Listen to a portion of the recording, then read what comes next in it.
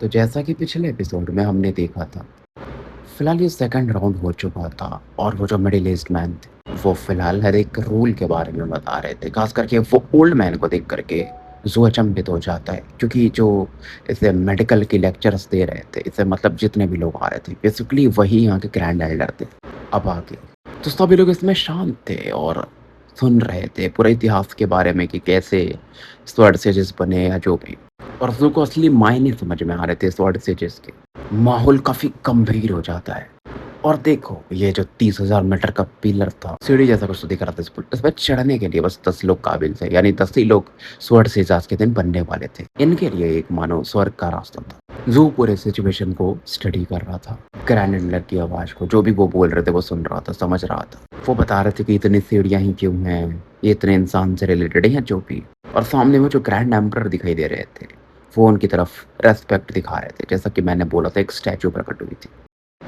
Captain की भी आंखों में एक चमक देखा जा सकता था और किंग की भी अलग वे में रिएक्ट कर रही थी। उसकी भी आंखों में एक अलग चमक था, हालांकि उसने मास्क लगाया था, फिर भी देखा जा सकता था।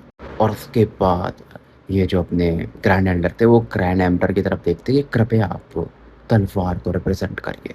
और तुरंत ही इस समय ना, जब स्वॉर्ड सेजेस वगैरह बाकी सभी लोग उधर रिस्पेक्ट दिखाते हैं, तो एक और प्रकट होती है डिवाइन लाइटनीनेस की, जो कि मानव अंधकार को कभी भी काट सकती थी। और टोटल 3 तलवारें प्रकट होती है। और फिलहाल एक आवाज आती है ग्रैंड एल्डर की कि तुम 10 लोग मेरे ऑर्डर को सुनो। तुम लोगों को तलवार जीतना पड़ेगा अगर विक्ट्री को अचीव करना है। अब जो तो इस समय एकदम डिटरमिन्ड हो चुका था कि उसे स्वॉर्ड सेज तो बनना है। बाकी लोगों का भी सेम सीन था। Captain, king Q, जैंग शियून, young man जो निंग यांग था, जिसने जू पर अटैक भी किया था, अगर आपको याद हो तो। और उसके बाद ग्रैंड एल्डर बोलते हैं, किंग क्यू, तुम्हारे पास 40 बैटल स्पिरिट सिंबल है, तो तुम 400 सीढ़ी चढ़ सकती हो। और किंग क्यू, क्योंकि मैंने बताया था 9,999 कदम थे शायद, सीढ़ी थे, तो किंग क्यू 400 सीढ़ी चढ़ जाती है। फिर वो बोलते हैं, जेन एर्नियो, तुम्हारे पास 137 बैटल स्पिरिट पॉइंट है, तो तुम 1270 सीढ़ी चढ़ सकते हो। कप्तान चढ़ जाते हैं। फिर वो जैंग शियून को बोलते हैं कि तुम्हारे पास 63 बैटल स्पिरिट सिंबल है, तो तुम 630 सीढ़ी चढ़ सकते हो। और निंग यान भी जितनी सीढ़ी उसको अलाउड थी चढ़ जाता है। फिर जू का नंबर आता है, उसके पास 279 बैटल स्पिरिट सिंबल्स थे, तो वो 2790 सीढ़ियाँ चढ़ जाता है। पहले लोग अचंभित हुए थे कप्तान का सुन करके, क्योंकि कप्तान ने 1200 या जो भी सीढ़ी चढ़े थे, लेकिन जू के बैटल स्पिरिट सिंबल ज़्यादा थे, तो जू 2790 चढ़ जाता है। ग्रैंड एम्परर जो कि सबसे टॉप पर थे, 7209 सीढ़ियों पर, इतनी दूरी थी जू से उनकी। तो जू को अभी ये समझ में आता है कि एक्स्ट्रा पॉइंट जब आप अचीव कर लेते हो शुरू कॉम्पिटिशन के, तो वो कितना फ़ायदेमंद होता है। ऊपर से ग्रैंड एल्डर की फिर से आवाज़ आती है कि जू किंग, जेन, एर्नी और जैंग शियो, तुम तीनों ने को मतलब फर्स्ट सेकंड थर्ड रैंक पे हो। तुमने 9000 मीटर भी चढ़ा था, तुम तीनों 3000 मीटर और ऊपर आ सकते हो सीढ़ियाँ। तो ये और ऊपर चढ़ना शुरू करते। उसके बाद फिर ये बोलते हैं, जैंग सियोन, क्योंकि तुमने 48 फ्रैगमेंट इकट्ठे किए थे घैस्ट हैलो से, तो तुम्हें 400 से सीढ़ी और चढ़ने का मौका मिलता है। किंग क्यू, तुम्हें 2130, चैनर न्यू तुम्हें 3010, क्योंकि कप्तान ने 301 फ्रैगमेंट्स हासिल किए थे। और जू किंग, तुमने 421 हासिल किए थे, तो तुम 4210 सीढ़ियाँ चढ़ सकते हो। सभी जूकिंग की तरफ देख रहे थे। इवन कैप्टन भी थोड़ा, उसके आंखों में वैसा वो नहीं था जैसे बाकी लोग थोड़ा वो हो रहे थे कि यार ये बंदा, ये वो। सबसे गंदा एक्सप्रेशन था जैंग शियोन का जूकिंग की तरफ देख करके। कलिंग इंटेंट था उसके अंदर। अगर जू ने इस पर अटैक नहीं किया होता उस समय, तो और क्योंकि इसने एक सीक्रेट टेक्निक जब यूज़ किया था, तो इसकी बॉडी गल गई थी या जो भी बोलो, तो इसका बैग भी गिर गया था जिसमें फ्रैगमेंट्स थे बहुत सारे। क्योंकि अब रैंकिंग में ना किंग क्यू भी इससे ऊपर चली गई थी। और जू 9999 सीढ़ियाँ फाइनली चढ़ जाता है। और जो सेंटर की सबसे खतरनाक तलवार थी, ये वहां पर पहुंच चुका था। सबसे करीब इसके अगर कोई थे तो कैप्टन थे, 7000 सीढ़ियों से ऊपर, और किंग क्यू 5000 के ऊपर, और जैंग शियोन 3000 के ऊपर। एक कदम और जू को लेना था। सभी लोग इस समय इसकी तरफ देख रहे थे, इवन ऊपर से स्वॉर्ड सेजेस वगैरह। और फाइनल कदम ये लेता है और ग्रैंड एम्पर को रेस्पेक्ट दिखाता है। और फिर ग्रैंड एम्पर बोलते हैं, सभी लोग व्यवहार अच्छे से करो और एक तलवार ले लो। बहुत सारे लोग तो सीक्रेट मैजिक यूज कर रहे थे ताकि वो जो 9999वां कदम है सीढ़ी का, वहां पहुंच जाए। और उस समय वो और चमक रही थी, ऐसा लग रहा था जू और जो ग्रैंड एम्पर की, और मानो मर चुकी हो। जू की बॉडी अलग ही चमक रही थी, ऐसा लग रहा था ग्रैंड एम्पर यही बन गया है। तो फिलहाल इनका अपना जो सेरेमनी था रिक्रूटमेंट का, वो सब चल रहा था। 9 जो स्वॉर्ड से एल्डर थे, वो इन चीज़ों को ध्यान से देख रहे थे। ऊपर में वो जो ब्रोकन फेस ऑफ गॉड थे, जो भी वो लोग, वो तो दिखता ही था। इधर जू 30,000 मीटर की ऊंचाई पर था। इसके कपड़े लहरा रहे थे, बाल भी लहरा रहे थे। और जू की एक अलग छवि बन चुकी थी, क्योंकि देखो भाई, ये 30,000 मीटर की ऊंचाई पर था, सबसे ऊपर जहाँ तक लोग पहुँच सकते थे। उस समय भी जब चढ़ना था वो रैंसी रसबेल या जो भी था उसे, तो ये 9000 मीटर चढ़ गया था। बाकी लोग तो अभी तैयारी कर रहे थे, उन्हें कौन सी तलवार पिक करनी है। ज़ू तो एकदम टॉप लोकेशन पर था और ज़ू एक तलवार पिक कर लेता। अब 2 ही बचती हैं, यानी 2 और लोग सफल हो सकते थे। और ज़ू की एक आदत थी, जो इसके खिलाफ कुछ भी करता फिर ये छोड़ता नहीं है। मार नहीं सकता ज़ैंग शियुन को, लेकिन भाई कुछ तो कर सकते हैं। और तुरंत बोलता है, लेडीज़ एंड जेंटलमैन, ज़ैंग शियुन से सावधान रहना, उसके पास ट्रांसपोज़िशन मैजिक है। कैसे एक्टिवेट होता है ये बता देता है। इसने मेरे पर भी यूज़ किया था कैस्टेलो में। बाकी लोग अचंभित हो जाते हैं। कैप्टन को फ़र्क नहीं पड़ता है, कैप्टन के आस-पास ब्लू लाइट चमकती है। मतलब ब्लर हो जाते हैं कैप्टन, कोई देख ना पाए, ऐसी ऑरा थी कैप्टन की। बहुत तेज़ी से बढ़ते हैं। ज़ुप से गायब होकर सीधा 3000 मीटर ऊपर प्रकट होते हैं। इनका फ़ोकस था ज़ू के जो लेफ्ट में वो कमांड वर्ड था ना उस पर। ज़ैंग शियुन देखता है, एक तो वैसे भी उसके लॉसेस काफ़ी हो चुके थे ज़ू की वज़ह से। हर्ट भी हुआ था। ट्रांसपोज़िशन टेक्निक यूज़ करने वाला था चेनैरियो या किंग के ऊपर। क्योंकि ज़ू पर तो नहीं कर सकता था उसके ट्रांसपोज़िशन टेक्निक, क्योंकि ज़ू ने इसको दिखा दिया था कि मैं क्या कर सकता हूँ। और वो ज़ू पर इस्तेमाल कर भी नहीं सकते थे, क्योंकि अभी एल्डर ने बोला था, ग्रैंड एल्डर ने, कि थोड़ा बिहेव करना, कायदे से रहोगे तो फ़ायदे में रहोगे। और ज़ू ने बोल दिया था तो ज़ैंग शियुन तैयार भी नहीं था। तो अब वो शिफ्ट करता अपना टारगेट किंग के ऊपर। ज़ैंग शियुन कैप्टन अपना एकदम तगड़ी स्पीड से बढ़ रहा था। एक्साइटेड होकर के वो जो कमांड्स वर्ड था उसे पकड़ लेते हैं। ज़ू की तरफ देखते हैं, ज़ू उनकी तरफ। उसके बाद भी ज़ू नहीं मानता है, कि फिर बोलता है, ज़ैंग शियुन तुम वो पेंटागोनल लॉक केबिन चाहते थे ना, गैस हेलो में है, तुम उसे डिस्ट्रॉय भी करना चाहते थे, और तुम्हें पूरा मानो वो एरिया पता है, तुम काफी स्कीम हो, तुम सस्पिशियस हो। मैं ज़ू किंग जो कि एक स्वॉर्ड सेज बन चुका हूँ, बाकी एल्डर से बोलता हूँ कि आप थोड़ा ज़ैंग शियुन पर ध्यान दीजिए, मतलब इंस्पेक्ट करिए इसको। ज़ैंग शियुन लगभग 7000 सीढ़ियों के आसपास पहुंच चुका था। वो किंग क्यू को टारगेट कर रहा था, क्योंकि 9000 सीढ़ियों पर थी अभी। ये जब ज़ू बोलता तो उसकी और फट जाती है। देखो ली ज़ियांग जो बंदा जिसको ज़ू ने मारा था, वो झूठ वाली ऐसा विल पावर वाली टेक्निक यूज़ करता था। वो ज़ैंग शियुन पे काम नहीं करती थी, लेकिन ज़ू भाई, उसने तो एल्डर को रिक्वेस्ट कर दिया है। ये तो इसका एकदम बेइज्जती करवा रहा है। अब ज़ैंग शियुन के पास समय भी नहीं था कि पूरा एक्सप्लेन करे, फिर भी वो शांत रहता है। ट्रांसपोजिशन टेक्निक पे अपने काम कर रहा था, लेकिन फोकस नहीं कर पा रहा था। कहीं न कहीं दिमाग में वो चीज़ें तो चलने लगती है ना। इस दौरान वो अपने टेक्निक को एक्टिवेट भी करता है, लेकिन किंग क्यू की आंखें चमकती, वो नीचे जाने लगती है बहुत तेजी से। ऊपर जाना टफ होता है, लेकिन नीचे जाना तो आसान होता है। और 3000 मीटर से ज्यादा नीचे उतर जाती है। ट्रांसपोजिशन टेक्निक काम करता है, ज़ैंग शियुन सफल हो जाता है। मतलब 3000 वे सीढ़ी पे चली गई थी वो। तो अब देखो क्या होता है, ज़ैंग शियुन 3000 पे पहुंच जाता है, और फिर से किंग क्यू 7000 पे आ जाती है जब उसकी टेक्निक काम करती है तो। क्योंकि ज़ैंग शियुन 7000 पे था, और उस समय किंग क्यू नीचे चली गई थी 3000 पे। तो जब स्विच करते हैं तो किंग क्यू 7000 पे और ज़ैंग शियुन 3000 पे। पहले दोनों में 2000 सीढ़ियों का फासला था, अब 4000 का फासला था। किंग क्यू की जो औरत है ना, वो एविल गोस्ट वाली, जो उसकी साइड थी, जो स्पिरिट वो चमकती है, वो पावर बिल्ड कर रही थी, और अपनी ऑरा मानो ज़ैंग शियुन की तरफ बढ़ाती है। ज़ैंग शियुन इस दौरान उस ऑरा को फील करता है और रजिस्ट करने लगता है, और इस मौके का फायदा उठाकर किंग क्यू बहुत तेजी से ऊपर बढ़ती है, स्पीड बढ़ा करके। तीसरा कमांड वर्ड जो था उसे पकड़ लेती है, कि जैसे पकड़ती है वो खून के उल्टे करती है, क्योंकि सीक्रेट मैजिक का आप इस्तेमाल करते हो तो बॉडी पर बैकलैश आता ही है। ज़ू उसकी आंखों में देखता ना, तो एक दृढ़ निश्चय देखता है। ज़ू को लगता है मैंने इसको कहीं तो देखा है ऐसा लुक। अपनी मानो याददाश्त को तलाश रहा था। ज़ैंग शियुन यहाँ पे आ चुका था, और वो बोलता है कि ज़ू किंग ने मेरे मैटर के साथ इन्फर किया, बीच में इसने ये किया वो किया है। तभी कप्तान बोलते हैं कि मैं मेरे भाई की चीज़ों को एक्सप्लेन करना चाहूँगा। ज़ैंग शियुन, मैं सॉरी बोलता हूँ तुम्हें, सब मिसअंडरस्टैंडिंग थी, तुम बहुत अच्छे इंसान हो। और कैप्टन उसके बाद किंग क्यू की तरफ देखते हैं कि तुम क्या सोचती हो फेलो डोविस्ट किंग क्यू। किंग क्यू तो नफरत करती थी मैड डॉग और घूस टैन से, तो वो समझती थी कि ये इस समय इसके फायदे की भी चीज़ है।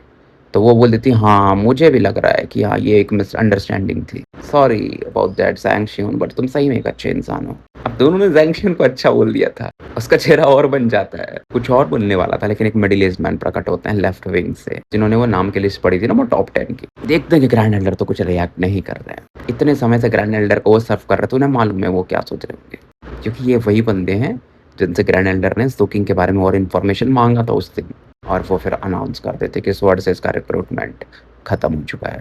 निंगयान वगैरह को दिखाया जाता है, जो कि निराश थे, क्योंकि सीढ़ियाँ तो चढ़ रहे थे, लेकिन तलवार तो 3 ही थी, मिला नहीं था उन्हें।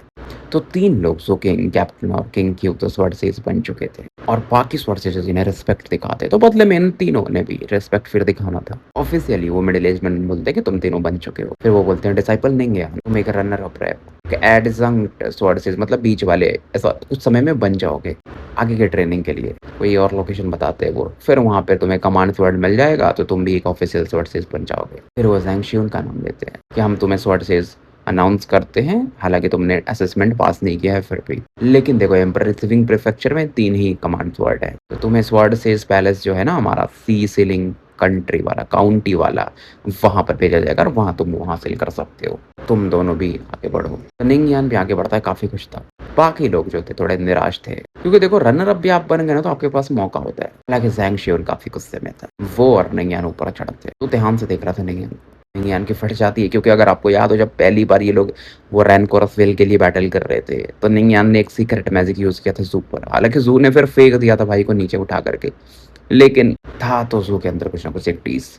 हालाँकि जब ज़ू देखता है उसकी तरफ तो निंग देखता भी नहीं है। फिर ज़ू देखता है वैंग शियून की तरफ, उसके अंदर एक कोल्डनेस को देख रहा था। कि ज़ू जब देखता है ना, ज़ू के यहाँ मतलब मन में बिल्कुल विचार ही नहीं था, एक्सप्रेशनलेस था। फिलहाल वो शांत हो जाता है और सेरेमनी फिनिश होने का वेट करता है। और उसके बाद ये लोग डिसाइड करते हैं कि तुम लोग ग्रैंड एम्परर की मूर्ति के सामने खड़े हो जाओ। ये आखिरी सेरेमनी का पार्ट था और ग्रैंड एम्परर तुम्हें ध्यान से देखेंगे, ऑब्जर्व करेंगे। एक सवाल आएगा जो तुम्हारे दिल से पूछा जाएगा और उसका तुम्हें जवाब देना है। उसके बाद लाइट शाइन करेगी, जितनी ऊंची शाइन करेगी वो तुम्हारे कद को दिखाएगा कहीं ना कहीं। नए जो सोर्सेज होते हैं ना, 180 मीटर से लेकर 3000 मीटर तक की लाइट चमका पाते हैं। टेनिस किंग की तरफ देखते हैं और ऐसा आंख मटका रहे थे, मैसेज भेजते हैं, क्योंकि भाई ऐसा बात तो नहीं कर सकते थे, डिवाइन विल से बोलते। तो मेरी बात सुनो, ये वाला पार्ट का दो ही पर्पस होता है। पहला कि तुम इंसान हो, दूसरा कि तुम शपथ लो। ग्रैंड एम्परर जब सवाल पूछे ना तो अपने को बहुत अच्छा दिखाओ कि भाई एकदम ऐसा वाला जवाब देना, क्योंकि रिवार्ड तो ही नहीं। तो समझो मेरी बात, कितना फेंक सकते हो ना भाई, फेंक देना ऐसा, मतलब कप्तान अपना ज्ञान बांट रहे थे अपने छोटे भाई को। जो तुम बोल सकते हो अरे मैं तो बस कल्पना भी नहीं कर सकता था कि मैं आज यहाँ पहुँच जाऊँगा। क्योंकि तुम्हें मालूम है मैंने तो इस सवाल के बारे के लिए भी मैंने बहुत रिसर्च किया था, पैसे उसे दिए थे और इसका इन्फॉर्मेशन निकाला था। अलग-अलग लोकेशन से भी मुझे कुछ सवालों के मतलब सवाल मिले हैं। 1789 प्रकार के क्वेश्चंस अभी तक पूछे गए हैं, सभी मेरे पास पता है। इतने सवाल मुझे पता है, तुम्हें मालूम है मैं तुम्हारा बड़ा भाई। उनके हिसाब से एक एब्सोल्यूट आंसर मैं ढूँढ पाया और उसको रिमेंबर भी कर लिया। अभी याद है वैसे तो मुझे। इस वाले सिलेक्शन में देखो पहले तुम आ गए फर्स्ट, लेकिन मैं तुम्हें बता सकता हूँ तुम्हारे भाई की जो लाइट चमकेगी ना, अलग ही चमकेगी। कैप्टन अलग खुश थे। एज़ यूजुअल जो इनको इग्नोर मारता है, क्योंकि लाइट चमके ज़्यादा कम उससे क्या फ़र्क पड़ता है, आप स्वॉर्ड बन चुके हो। रिवॉर्ड भी नहीं है तो ज़ो के लिए मतलब नहीं है। बस वो अपने दिल से आंसर देगा, उसका यही था। उसके बाद ग्रैंड वो मेडलिस्ट कल्टीवेटर बोलता है तो ये लोग 300 मीटर और ऊपर आ जाते हैं ग्रैंड एम्परर की मूर्ति के सामने, जितना करीब जा सकते थे। तो बेसिकली ग्रैंड एम्परर की जो डिवाइन लाइकनेस की ऑरा है, एक ऑरा है उनकी, विल बोल लो या जो भी, वो सवाल पूछती है और आपके हार्ट के हिसाब से, आपके टेम्परामेंट हर एक चीज़ को जज करती है और फिर आपका लाइट उस हिसाब से चमकता है। ये चीज़ एक चीज़ को तो आपके उस पर इम्पैक्ट डाल सकती है कि आपका फ्यूचर में प्रमोशन कैसा होगा, तो वो बहुत ज़रूरी होता है। बेसिकली ये ग्रैंड एम्परर की जो सोल है ना, उसका एक हिस्सा इसमें फ्रैगमेंट जुड़ा हुआ है, जो इम्पीरियल कैपिटल में है मूर्ति उससे, तो ये कनेक्टेड है। इसलिए इस मूर्ति को एकदम टॉप लेवल का माना जाता है, हिज होलीनेस का। तो जैसे-जैसे ये करीब बढ़ते हैं तो एक प्रेशर जो होता है ना उस मूर्ति का इनके ऊपर पड़ता है। तो पहले सवाल पूछा जाता है किंग के ऊपर, मतलब स्टैचू से 7 कलर की लाइट चमकती है बंदी के फोरहेड पर। लोग ध्यान से देख रहे थे और जब ये ऑरा चमकती है तो जो इसका स्पिरिट थी वो शांत हो जाती है, आँखें बंद कर लेती है। क्योंकि जो डिवाइन वेल की ऑरा थी ना पूरी बॉडी को एक तरह से स्कैन कर लेती है। इसके मन में एक सवाल आता है कि अरे बच्ची नर्वस मत हो, छोटी बच्ची। ब्रोकन फेस ऑफ गॉड के बारे में हम तुमसे पूछते हैं, कौन है वो गॉड? क्या है वो गॉड? क्योंकि सरप्राइज़्ड हो जाती है। उसे लगा नहीं था कि ऐसा सवाल उससे पूछा जाएगा। थोड़ा देर संकोच कर, थोड़ा कॉम्प्लिकेटेड फ़ील कर रही थी। बोलती मुझे पता नहीं है, लेकिन मुझे फ़र्क भी नहीं पड़ता उससे। हाँ, लेकिन अगर मुझे मौका मिला तो मैं उसके साथ चीज़ें म्यूचुअल डिस्ट्रक्शन में निपटा दूँगी। तो वो ऑरा जो थी ना वो बोलती तुम्हारे अंदर एक साहस तो है, मानना पड़ेगा। लड़की फिर से अपने इस स्पेस में आ जाती जहाँ पर थी, वहीं पर थी लेकिन उसका माइंड एक अलग स्पेस में मानो चला गया था, जब वो डिवाइन लाइकनेस की ऑरा प्रकट की थी और एक लाइट चमकती स्टैचू से 3300 मीटर जाकर के रुकती है फाइनली। बाकी ऊपर में जितने स्वॉर्ड से जिससे एक दूसरे की तरफ देखते कि लड़की गिफ्टेड तो है। नहीं तो नॉर्मली नए लोग भाई 3000 मीटर के ऊपर नहीं जा पाते हैं, क्योंकि एम्परर रिसीविंग प्रीफेक्चर में एटलीस्ट नए लोग तो नहीं गए थे। तो तारीफ भी करते ये लड़की तगड़ी है। ज़ू भी इस दौरान किंग की तरफ देखता है। कैप्टन हैरान था, फिर बोलता है अरे क्या फ़र्क पड़ता है, मैंने तो इतने सवालों के जवाब याद किए हैं, चलता है। फिर दूसरा असेसमेंट शुरू होता है जो कि निंग यान का था। सवाल देखो सबके अलग रहते थे। ऐसे आवाज़ आती प्यार से, अच्छा बताओ बच्चे ब्रोकन फेस ऑफ गॉड के बारे में, कैसे तुम उसको बताओगे? निंग यान की आंखों में एक पैशन था और वो बोलता है वो गॉड इंसानों का सबसे बड़ा दुश्मन है, उसकी वजह से इतनी प्रॉब्लम हो रही है, दुनिया में इतनी नफरतें हैं, जो भी चीज़ें वो बोलता है। डिवाइन लाइकनेस चमकता है उसके लिए 180 मीटर तक, मतलब बहुत कम जाता है। निंग यान को समझ में नहीं आता कि उसने गलत जवाब कहाँ दिया। किंग की तरफ देखता है और सोचता है उसने क्या जवाब दिया होगा और उसका क्या सवाल था। कैप्टन अलग ही हंस रहा था मन में, 180 मीटर, मेरे कुछ 1000 मीटर तो आराम से हो गए। अब लाइट चमकती है कैप्टन के ऊपर। कैप्टन था अपना एक्साइटेड और उसके लिए लाइट ज़्यादा नहीं चमकती है। बहुत जल्दी वो लाइट फेड हो जाती है। इवन डिवाइन लाइटनीनेस से भी ज़्यादा लाइट चमकती नहीं है, तो ज़ू भी हैरान था और कैप्टन भी। इनकी भी एकदम संदिग्ध होके देखती है और निंगयान भी। पूरे स्वॉर्ड सेजेस भी अचंभित थे, 9 एल्डर्स भी भाई। ग्रैंड एल्डर कहते हैं बिल्कुल लाइट नहीं, मतलब ये इंसान नहीं है। अब एक किलिंग इंटेंट जगने लगता है ना भाई, क्योंकि इंसान ही यहाँ पर अलाउड थे ना। नहीं तो नॉर्मली इंसान अगर कोई नहीं है तो यहाँ तक पहुँचता भी नहीं है। ये कैसे पहुँच गया? और देखो डिवाइन लाइटनेस सामने वाले बंदे को निपटा देती है, लेकिन इस बंदे को निपटा क्यों नहीं रही है? कैप्टन ज़रा सोचता है, अरे भाई मैं इंसान हूँ अपने मन में, और मैंने अच्छा जवाब दिया है। ग्रैंड एम्परर मुझे पसंद करते हैं। उन्होंने मुझे लिटिल रास्कल भी बोला था। थोड़ा नर्वस थे कैप्टन। जो भी नर्वस फील कर रहा था। इस दौरान स्टैचू से एक लाइट चमकती, 1 मीटर की। कैप्टन उस तरफ देखते हैं। जू को विश्वास नहीं होता है। मानो स्टैचू बिल्कुल संतुष्ट नहीं थी कैप्टन के जवाब से कि भाई इंसान है, कंफर्म कर दो, नहीं तो बाकी लोग मार देंगे। तो 1 मीटर की लाइट चमक जाती है तो लोग शांत हो जाते हैं। और सभी यही सोच रहे थे इसने क्या क्या जवाब दिया होगा। कैप्टन को भी समझ में नहीं आता है। बहुत शर्मिंदगी महसूस कर रहे थे। फिर जैंग शियोन पर लाइट चमकती है। 1500 मीटर पिलर ऑफ लाइट चल मतलब ऊपर तक जाती है।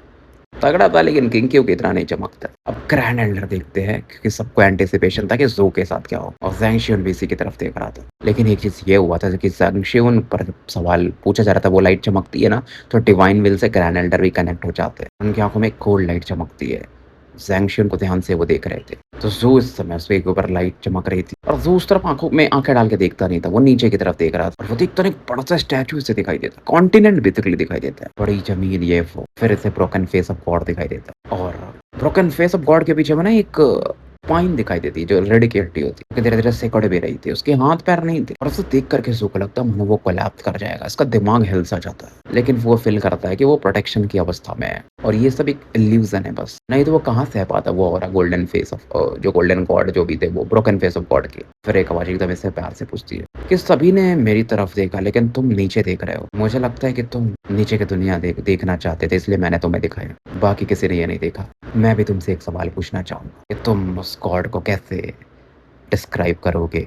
अब जू को नहीं पता था कि क्या ये वही सवाल है जो सबसे पूछा गया था। अगर है भी तो क्या जवाब दिया भी होगा, किसी ने तो क्या दिया होगा। थोड़े समय के लिए ब्लैंक हो जाता है। उसने देखा तो ब्रोकन फेस ऑफ गॉड जो था ना, एक कंकाल, मैंने अभी बोला था यार, रीढ़ की हड्डी से कनेक्टेड था, बट खतरनाक उसने वो फील किया था। फिर इससे अपने पुराना समय याद आता, जब ये छोटा था और आसमान की तरफ देखता था। ब्लडी रेन ये वो, कैसे गलियों में ये भटका था, बारिश होती थी, इसकी फैमिली खत्म हो चुकी थी। 2 चीजों से इसे काफी डर था, एक भूखा रहना और एक ठंडा फील करना उस समय। फिर करप्शन, तो करप्शन वाली और आती, शांति रहता है ये। फिलहाल ये अपने दिमाग को शांत कर रेड मून के बारे में सोचता है। फिर वो गोल्डन आई जो इसने अभी कुछ समय पहले देखा था, वो महिला लाल कपड़ों में जो अंदर इसे दिखी थी, लॉक कैबिन वाली, सभी चीजों के बारे में ही सोचता है। और फाइनली बोलता है, मैं कैसे उस गॉड को डिस्क्राइब करूंगा। सीधा घर ही आता है, बोलता सन ऑफ अ बिच। और समय ऊपर की तरफ देखता है, वो जो मतलब डिवाइन लाइटनेस की औरत थी उसकी, और वो लाइट एकदम सब ट्रेम्बल कर जाती है। फिर से पूछती है, क्या कह रहे हो? तो बोलता, मैं ये कह रहा हूँ कि वो गॉड जो है ना, वो कुतिया है। ये पूरे दिल से बोल रहा था, और बताता है कि मैं जब छोटा था तो मैं उस गॉड को तो उस समय घर ही आता था। पूरा बता देता है, जो भी। मैं गालियाँ दे नहीं सकता, नहीं तो चैनल समझ रहा हो। जो तो पूरा कर ही आ रहा था। अब कुत्तों को ये करने वाला वो, मतलब तो ये डिवाइन लाइटनेस क्या हो रहा ना, काफी केयरफ्री हो जाती है, उसके साथ हंसने लगती है। काफी खुश थी मानो इनसे। यहाँ बहुत लोग उस गॉड को गाली देते मेरे सामने, लेकिन ऐसा नहीं देते हैं। बहुत कम लोग जानते कि मैं भी ऐसे ही कर जाता था, लेकिन इतना नहीं जितना तुम दे रहे हो। जो तो बोलता मैं थूकता हूँ ऐसे गॉड वैसा, लेकिन तुम्हारे अंदर कुछ कमियां हैं, लेकिन तुम्हारे अंदर कुछ गुण भी बहुत अच्छे हैं। मैं तुम्हें 30,000 मीटर की लाइट देता हूँ, उम्मीद है कि तुम बदलोगे नहीं, कुछ भी हो जाए।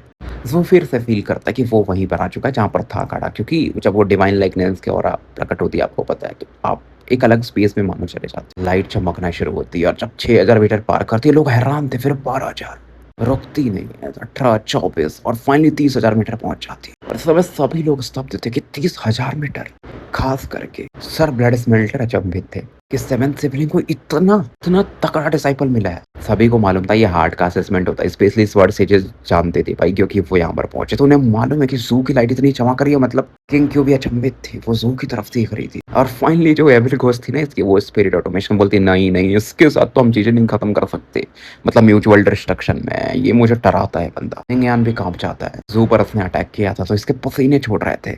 कैप्टन तो अचंभित थे, 30,000 मीटर, लेकिन ऐसा क्यों, मेरा 1 मीटर क्यों? मैंने तो अच्छा जवाब दिया था। छोटे भाई ने क्या ऐसा दे दिया जवाब? और कैप्टन अब क्यूरियस थे कि जू ने क्या जवाब दिया होगा। ज़ैंग शियोन का चेहरा देखने लायक। जू भी इस दौरान देखता कि यार एक अफरा तफरी मच गई है इस लाइट की वजह से। ज़ू को पता भी नहीं था कि क्या क्या इसने सही जवाब दिया था।